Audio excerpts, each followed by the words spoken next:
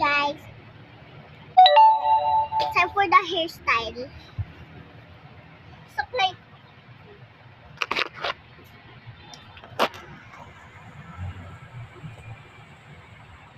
Ano ba to? Wala kayong oil?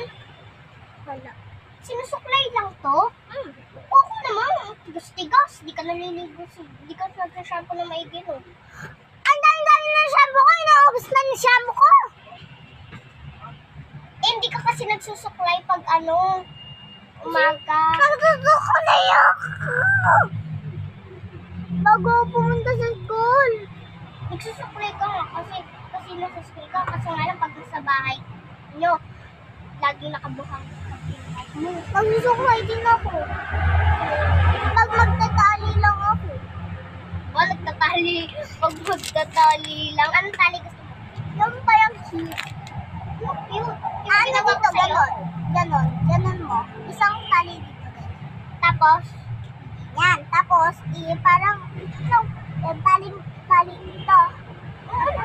Tapos, tali mo. Ako lang. Tuturo ko yan lang. Tigas-tigas na ako. Bakit ito umitak ko? Ha?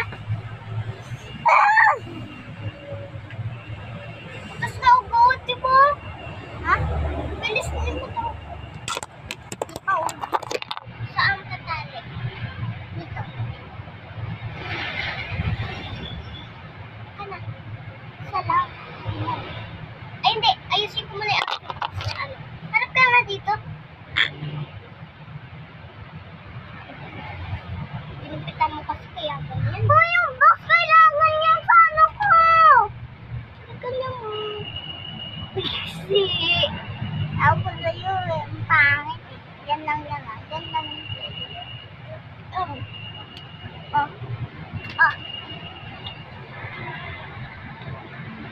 Saan? Ito? Dapat pantay ah. Marunong ka magpantay? Pantay ba yung gawa mo? Hindi.